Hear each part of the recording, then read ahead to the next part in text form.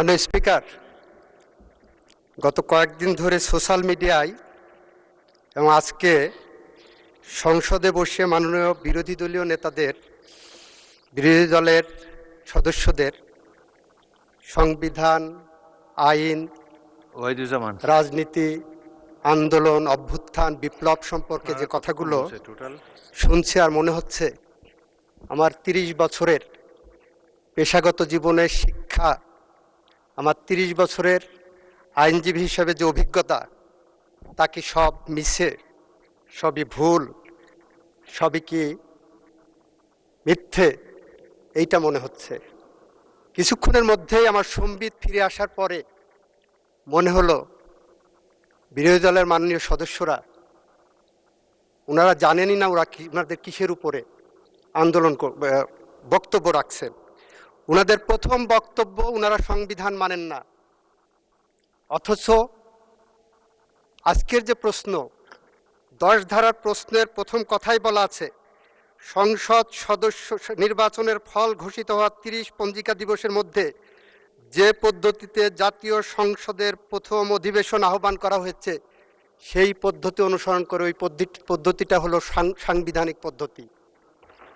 একদিকে বলবেন 72-এর সংবিধান মানবেন না, আর একদিকে পদ্ধতি নেবেন সাংবিধানিক পদ্ধতি।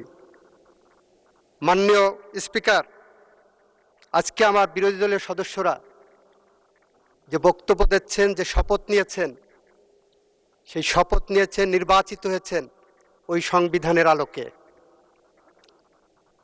ওই বিরোধী দলীয় সদস্যরা যে অধ্যাদেশের উপরে, আদেশের উপরে নির্ভর করছেন, ওই আদেশের 12 ধারাটা পড়ে দেখেন। ওনারা জুলাই সনদকে সংবিধানে জুলাই সনদ অন্তর্ভুক্ত করার ব্যবস্থা গ্রহণ করা হবে বলে সেই আইনে উল্লেখ করা হচ্ছে। সুতরাং আমাদের বুঝতে হবে 72-এর সংবিধান আমাদের কাছে বেসিস। এটা 24-এর জুলাই বিপ্লব উত্তর সময়ে, গণ অভ্যুত্থান উত্তর সময়ে এই ম্যান্ডেটটা জনগণ আমাদেরকে দিয়েছে।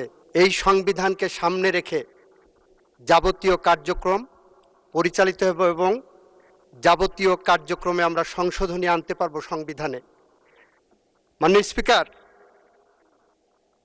আমরা এখানে যখন বক্তব্য দিচ্ছি তখন সেই বক্তব্যের কেন্দ্রবিন্দু হলো জুলাই সনদ। জুলাই সনদকে ইফেক্টিভ করার জন্য একটি জুলাই আদেশ জারি করা হয়েছে, একটি গণভোট অধ্যাদেশ জারি করা হয়েছে। সব কিছুর কেন্দ্রবিন্দুতে আছে জুলাই সনদ। জুলাই সনদের 6টি প্যারাগ্রাফে দেওয়া আছে। 6টি প্যারাগ্রাফের মধ্যে প্যারাগ্রাফ 6-এর কটা যদি একটু দেখেন, সেই 6-এর কয়ের আন্ডারে অনুচ্ছেদ 1 থেকে 47 আছে। সেই 6-এর কয়ের প্রথম শর্তই হলো, মাননীয় স্পিকার, সংবিধান সংশোধন সাপেক্ষে সংস্কারের বিষয়সমূহ। আপনারা যে প্রশ্নগুলো গণভোটে দিয়েছেন, ইচ অ্যান্ড এভরি প্রশ্ন সংবিধান সংস্কার সাপেক্ষে। মাননীয় স্পিকার, আমরা যারা বিএনপি করি আমরা একটু সহজ সরল, জুলাই বিপ্লবীদের মতো একটু আবেগী, জুলাই বিপ্লবীদের মতো জন আকাঙ্ক্ষার কথা চিন্তা করি, জনগণের কথা চিন্তা করি। আপনি জুলাই সনদের 22 অনুচ্ছেদে যে দেখেন, মাননীয় স্পিকার, আমি যদি বলি বিএনপি এই আবেগ নিয়ে এই জুলাই সনদকে ধারণ করে, মাননীয় স্পিকার, জাতীয় সংসদে নারী প্রার্থী দিয়েছিলেন প্রায় 5%। এই সনদে 22-এ বলা আছে, যদি আমি এইভাবে বলি, জুলাই জাতীয় সনদ 2025 স্বাক্ষরের পরবর্তী সাধারণ নির্বাচনে প্রতিটি রাজনৈতিক দল বিদ্যমান 300 সংসদীয় আসনের জন্য প্রার্থী মনোনয়নের ক্ষেত্রে কমপক্ষে 5% নারী প্রার্থী মনোনয়ন দিবে, তবে এটি সংবিধানে উল্লেখ করা হবে না। মানে স্পিকার, আমরা ওই যে জুলাই সনদকে ধারণ করি বুকে, আমাদের রক্ত প্রবাহে জুলাই সনদ মিশে আছে, সেইটাকে ধারণ করেই বিএনপি নারী প্রার্থীকে দিয়েছিলেন। ওনারা জুলাই সনদ বলছেন, জুলাই সনদ বলতে বলতে ওনাদের মুখে ফেনা উঠে যাচ্ছে। এইটা স্বাক্ষরের পরে যে নির্বাচন গেছে, সেই নির্বাচনে একজন নারী প্রতিনিধিকে ওনারা মনোনয়ন দেননি। মাননীয় স্পিকার, জুলাই সনদের 23 অনুচ্ছেদে দেখেন, 23 অনুচ্ছেদে বলা আছে ডেপুটি স্পিকার পদে বিরোধী দলের থেকে, এই যে দেওয়া আছে আপনি পড়েন, আপনি মাননীয় স্পিকার, জুলাই সনদের 23 অনুচ্ছেদে বলা আছে, আপনি আমাকে অ্যাড্রেস করেন, মাননীয় ওনাকে স্পিকার, বলবেন না। 23 অনুচ্ছেদে বলা আছে বিরোধী দলের থেকে ডেপুটি স্পিকার দেওয়া হবে। আমাদের মাননীয় প্রধানমন্ত্রী, আমাদের সংসদীয় দলের নেতা জুলাই সনদকে বুকে ধারণ করেছেন, চেতনায় ধারণ করেছেন, আর করেছেন বলেই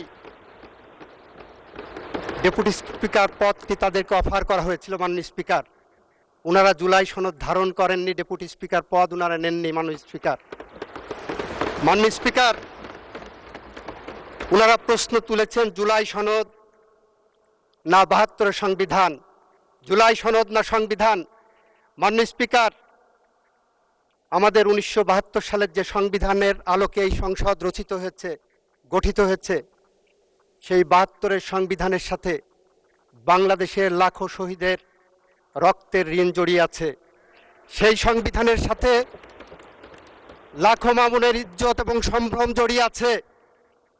এই সংবিধান যতবার সংশোধন হয়েছে, সেই সংশোধনের মধ্যে 72 থেকে 75 পর্যন্ত একদলীয় শাসনামলে প্রায় 30,000 বিরোধী রাজনৈতিক কর্মীদের হত্যার রক্ত জড়িয়ে আছে।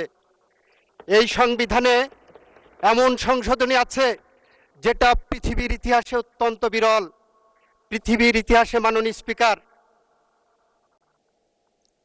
সামরিক শাসনের মধ্য দিয়ে বাংলাদেশের গণতন্ত্রের দ্বার উন্মোচন করে দেওয়া হয়, এটার একমাত্র উদাহরণ বাংলাদেশে শহীদ রাষ্ট্রপতি জিয়াউর রহমান করেছিলেন। যে কারণে আমরা বলি বাংলাদেশের যা কিছু শ্রেষ্ঠ অর্জন, তার সব কিছু এসেছে শহীদ রাষ্ট্রপতি জিয়াউর রহমান এবং তার পরিবারের হাত ধরে।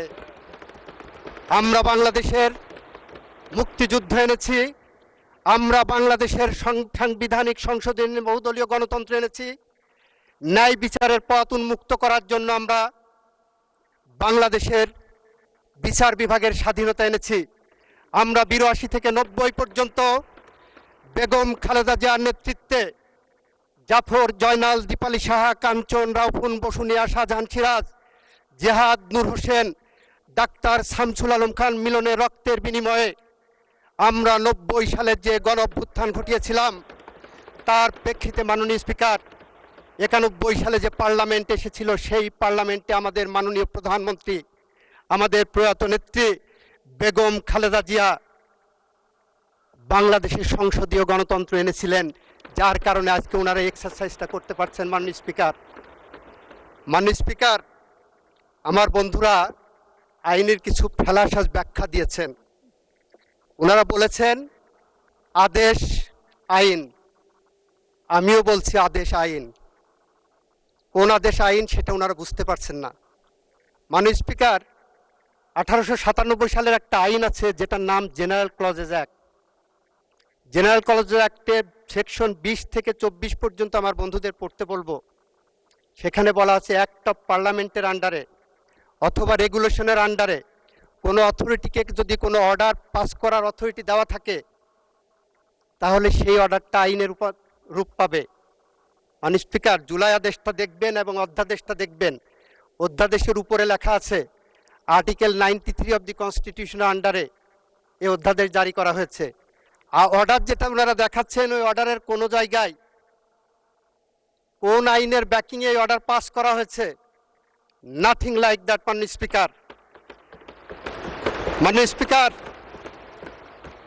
190 বছরের ব্রিটিশ শাসনের বিরুদ্ধে রাজনৈতিক সমঝোতার ভিত্তিতে 1947 সালে ভারত পাকিস্তান স্বাধীন হয়েছিল, বিভক্ত হয়েছিল।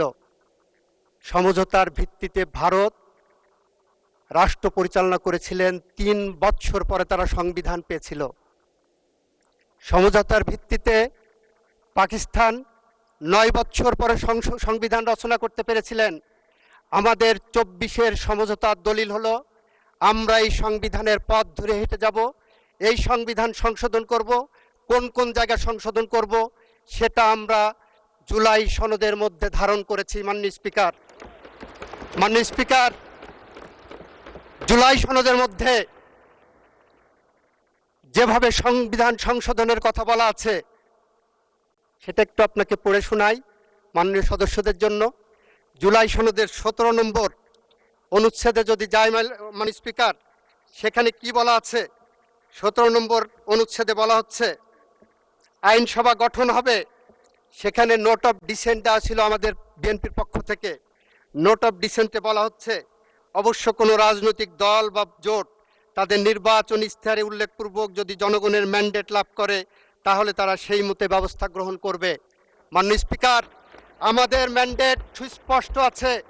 আমাদের নির্বাচন ইশতেহার অনুসারে আমরা জুলাই সনদকে একসাথে পড়ে আমরা এগিয়ে যাব, সংবিধানকে সামনে রেখে সংবিধান আমরা সংশোধন করতে বদ্ধপরিকর। মাননীয় স্পিকার, আমাদের এখানে অনেকেই বলেছেন গণ অভ্যুত্থান নয়, এটাকে বিপ্লব ডাকতে হবে। মাননীয় স্পিকার, জুলাই সনদের 38 নম্বর পেজের আপনাদেরকে দৃষ্টি আকর্ষণ করছি।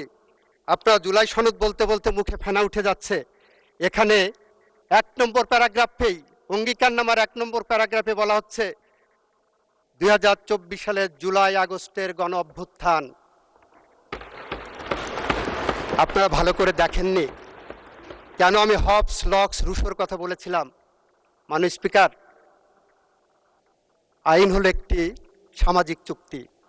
ষষ্ঠদশ এবং ষোড়শ শতাব্দীতে সুইস দার্শনিক রুশো, ব্রিটিশ দার্শনিক লক, হবস বলেছেন মানুষ কিভাবে শাসিত হবে, কিভাবে চলবে তারা নিজেরা সামাজিক চুক্তির মাধ্যমে নির্ধারিত করবেন।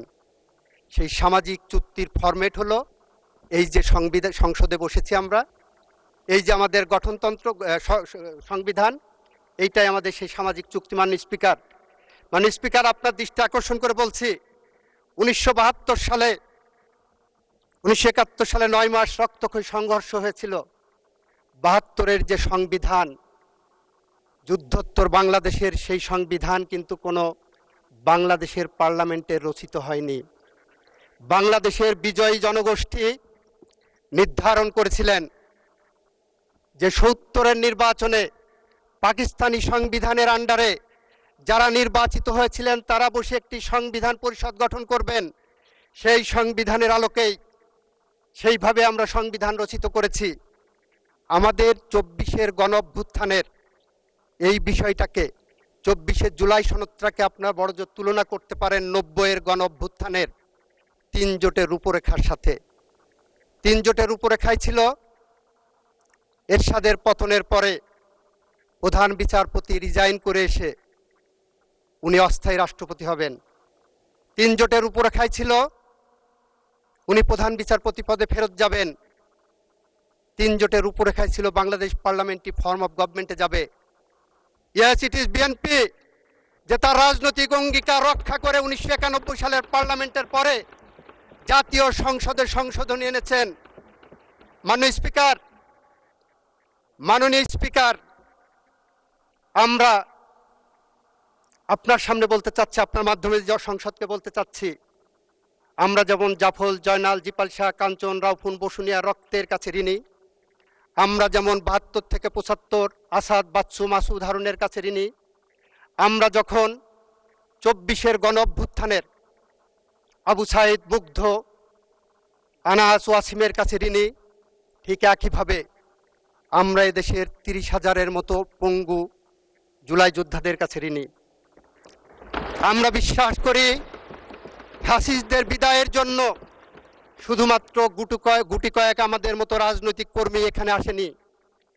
ফ্যাসিস্টদের বিদায়ের জন্য দীর্ঘ 17 বছর বাংলাদেশে বিএনপির উপর এবং আপনাদের উপর স্টিম রুলার চলেছে।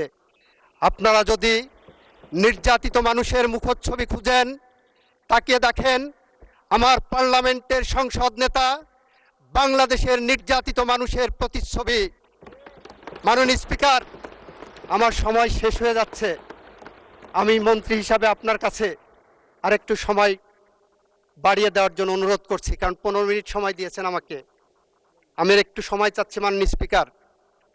মাননীয় স্পিকার, আপনি 2 মিনিটের মধ্যে আপনার বক্তব্য শেষ করেন, কারণ বিরোধী দলকে একটু বেশি টাইম দিতে চাই আমি। অলরেডি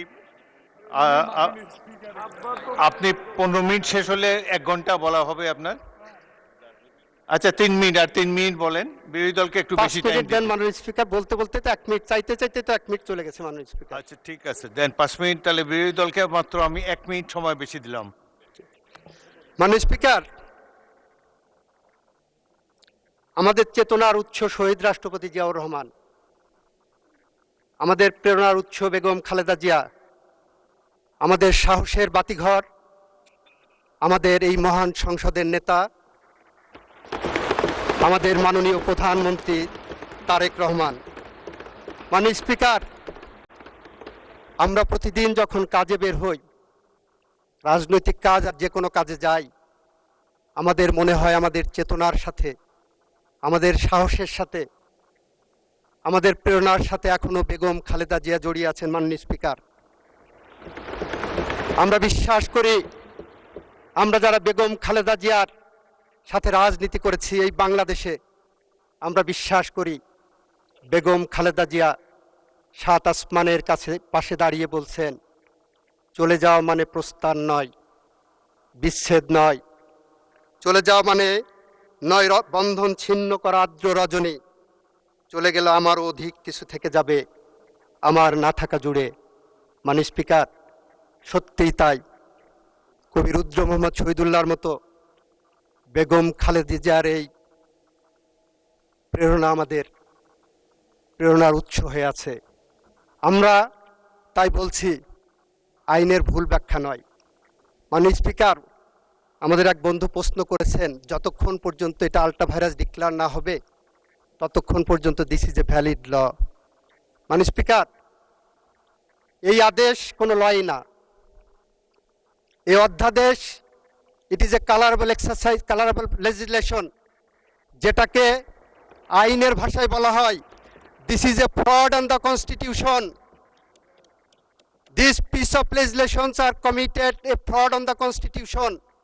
কনস্টিটিউশনে যে পাওয়ার দেওয়া নাই সেই পাওয়ার এখানে এক্সারসাইজ করা হয়েছে। এই পার্লামেন্ট সার্বভৌম পার্লামেন্ট, এই পার্লামেন্টকে কোনোভাবেই কোনো আইন দিয়ে বাধ্য করা যায় না। মাননীয় স্পিকার, মাননীয় স্পিকার, আর অর্ডারের ফেট তো বলেছি, সাংবিধানিক কোনো অর্ডার দেওয়ার ক্ষমতা বাংলাদেশ সংবিধানের 4th তফসিলের মাধ্যমে বন্ধ করে দেওয়া হয়েছে। কারণ যখন সংবিধান ছিল না মাননীয় স্পিকার, তখন প্রেসিডেন্ট অর্ডার পাস করতে পারতেন। যখন মার্শাল লর সময় সংবিধান থাকে না, তখন সাসপেন্ডেড থাকলে অর্ডার পাস করতে পারতেন। কিন্তু যখন সংবিধান থাকে, আমাকে প্রশ্ন করা হয়েছে, মাননীয় অ্যাটর্নি জেনারেল, আপনি কোন ক্ষমতা বলে অ্যাটর্নি জেনারেল দায়িত্ব পালন করেছিলেন? যে ক্ষমতা বলে এনসিপির বর্তমান চেয়ারম্যান শপথ নিয়েছিলেন, ওই ক্ষমতা বলেই আমি দায়িত্ব পালন করেছি। মাননীয় স্পিকার, আমার বন্ধুদের বলতে চাই, এই সংকটময় অবস্থায় রাষ্ট্রপতির সামনে রাষ্ট্র রক্ষা করার একটা দায়িত্ব ছিল। আর্টিকেল 64 যদি ওনারা পড়ে দেখেন, আমি অনুরোধ করব, attorney general is for Bangladesh, not of the government of Bangladesh. এই বাংলাদেশকে সঠিক পথে ডাইরেকশন দেওয়ার জন্য I was appointed as the Attorney General for Bangladesh. Article 64টা একটু পড়ে দেখতে বলবো। মাননীয় স্পিকার, আমি পরিশেষে বলবো, আমাদের মাননীয় স্বরাষ্ট্রমন্ত্রী একটি প্রস্তাব দিয়েছেন, বিরোধী দলের নেতাও কিন্তু ইনডিরেক্টলি প্রস্তাবটা গ্রহণ করেছেন। উনি বলেছেন সদস্য সংখ্যা 50-50 হলে ভালো হয়। মাননীয় স্পিকার, বিচার মানেই তালগাছটা আমার। 219 জন সংসদ সদস্যের প্রতিনিধিরা পাবেন 50%, 77 জনের প্রতিনিধিরা পাবে 50%। এটা কোথায় আছে মাননীয় স্পিকার? পৃথিবীর কোন জায়গা আছে? এটা কি বৈষম্য না? এটা কোন আইনে আছে? সেই কারণে আমি বলবো, আমাদের মাননীয় স্বরাষ্ট্রমন্ত্রী যেটা প্রস্তাব করেছেন, একটি সংসদীয় কমিটি গঠন করার জন্য, বিশেষ কমিটি, সেই কমিটি সংবিধান সংশোধনের জন্য যে বিশেষ কমিটি গঠন করার প্রস্তাব করেছেন, মাননীয় বিরোধী দলীয় নেতাও যেটাকে অ্যাকসেপ্ট করেছেন। আপনি একটি কমিটি গঠন করে দেন, এই সংসদ একটি কমিটি গঠন করুক, সেখানে আমরা সব কিছু আলোচনা করে চুলচেলা বিশ্লেষণ করে জুলাই সনদের পথ ধরে আসেন আমরা এমন একটি সংশোধনী আনি যে সংশোধনী বাংলা। ধন্যবাদ মাননীয় মন্ত্রী।